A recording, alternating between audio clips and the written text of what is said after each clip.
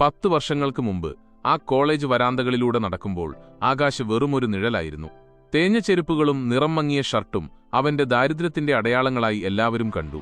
അന്ന് ക്ലാസ്സിലെ royal group എന്നറിയപ്പെട്ടിരുന്ന രാഹുൽ, വിഷ്ണു, പൂജ, ശ്രുതി എന്നിവർക്ക് ആകാശിനെ പരിഹസിക്കുന്നത് ഒരു വിനോദമായിരുന്നു.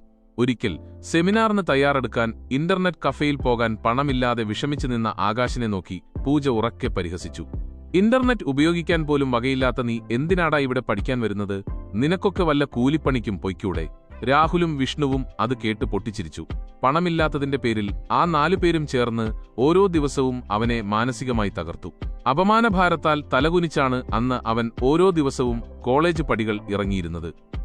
കാലം മാറി. കോളേജിന്റെ 10ാം വാർഷിക റീയൂണിയൻ ദിനം. കോളേജ് ഓഡിറ്റോറിയത്തിൽ പഴയ വിദ്യാർത്ഥികളെല്ലാം ഒത്തുചേർന്നിരിക്കുകയാണ്. രാഹുലും സംഘവും മുൻനിരയിൽ തന്നെയുണ്ട്. പഴയ പ്രതാപമൊക്കെ മങ്ങി ബിസിനസ് തകർച്ചയിലും ജോലിയിലെ അസ്ഥിരതയിലും വലയുന്ന അവർ അപ്പോഴും പഴയ അഹങ്കാരം വിട്ടിരുന്നില്ല. ആ പാവം ആകാശ് എവിടെപ്പോയോ ആവോ, അവൻ വരാൻ ചാൻസില്ല. ഇതിനൊക്കെയുള്ള നിലവാരം അവന് വേണ്ടേ എന്ന് വിഷ്ണു പതുക്കെ പറയുന്നത് കേട്ട് മറ്റുള്ളവർ ചിരിച്ചു. പെട്ടെന്ന് കോളേജ് മൈതാനത്ത് കറുത്ത സെഡാനുകളുടെ ഒരു നിര വന്നു നിന്നു. അതിൽ നിന്നും സ്യൂട്ട് ധരിച്ച ബോഡി ഗാർഡുകൾക്കൊപ്പം ഒരാൾ ഇറങ്ങി. കോളേജ് പ്രിൻസിപ്പൽ തന്നെ നേരിട്ട് ചെന്ന് അയാളെ സ്വീകരിച്ചു. അത് ആകാശായിരുന്നു. ഇന്ന് രാജ്യത്തെ ഏറ്റവും വലിയ ടെക് കമ്പനിയുടെ ഉടമയും ശതകോടീശ്വരനുമായ ആകാശ് മേനോൻ. ഓഡിറ്റോറിയത്തിലെ സ്റ്റേജിൽ മുഖ്യാതിഥിയായി ആകാശ് മൈക്കിന് മുന്നിലെത്തി. സദസ്സിലിരുന്ന രാഹുലും കൂട്ടുകാരും ഞെട്ടലോടെ പരസ്പരം നോക്കി. ആകാശിന്റെ ശബ്ദം ശാന്തമായിരുന്നു, പക്ഷേ അതിൽ വല്ലാത്തൊരു ഗാംഭീര്യമുണ്ടായിരുന്നു.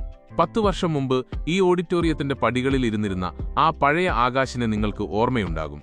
അന്ന് ഇന്റർനെറ്റ് ചാർജ് ചെയ്യാൻ പോലും കാശില്ലാത്തവനെന്ന് വിളിച്ച് എന്നെ അപമാനിച്ചവർക്ക് ഞാൻ ഇന്ന് നന്ദി പറയുന്നു. ആ വാക്കുകളാണ് എന്റെ വിജയത്തിനുള്ള ഇന്ധനമായത്.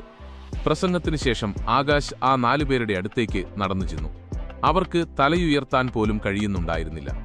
ആകാശ് രാഹുലിന്റെ തോളിൽ കൈവച്ചു പറഞ്ഞു, രാഹുൽ, കഴിഞ്ഞ മാസം നിന്റെ കമ്പനി ഏറ്റെടുത്ത ആ ഇൻവെസ്റ്റർ ഗ്രൂപ്പിന്റെ തലവൻ ഞാനാണ്. നീ ഇന്ന് ജോലി ചെയ്യുന്നത് എന്റെ സ്ഥാപനത്തിലാണ്. നിങ്ങളെ അപമാനിക്കാനല്ല ഞാൻ വന്നത്, മറിച്ച് ജീവിതം എപ്പോഴും ഒരുപോലെ ആയിരിക്കില്ല എന്ന് നിങ്ങളെ ഓർമ്മിപ്പിക്കാനാണ്. അവൻ തന്റെ പോക്കറ്റിൽ നിന്നും ഒരു പഴയ ഡാറ്റാ കാർഡ് എടുത്തു അവർക്ക് മുന്നിലെ ടേബിളിൽ വെച്ചു. പൂജ, അന്ന് നീ നൽകിയ ആ അപമാനമാണ് എന്നെക്കൊണ്ട് സ്വന്തമായി ഒരു ഇന്റർനെറ്റ് സാമ്രാജ്യം പടുത്തുയർത്തിയത്. നിനക്ക് വേണമെങ്കിൽ ഈ കാർഡ് വെച്ചോളാം. ഇനി ആരെയും കാശില്ലാത്തതിന്റെ പേരിൽ അപമാനിക്കരുത് എന്ന് ഓർത്തുവെക്കാൻ. ആകാശ് ആ ഓഡിറ്റോറിയത്തിൽ നിന്നും തന്റെ കാറിലേക്ക് നടന്നു. തന്റെ വിജയത്തിലൂടെ ആ പഴയ ക്ലാസ് മുറിയിലെ അപമാനങ്ങൾക്ക് മധുരമായ പ്രതികാരം നൽകി അവൻ പടിയിറങ്ങുമ്പോൾ പിന്നിൽ തലകുനിച്ചു നിൽക്കുന്ന ആ 4 പേർക്ക് മുകളിൽ അവന്റെ വിജയത്തിന്റെ നിഴൽ കനത്തുനിന്നു.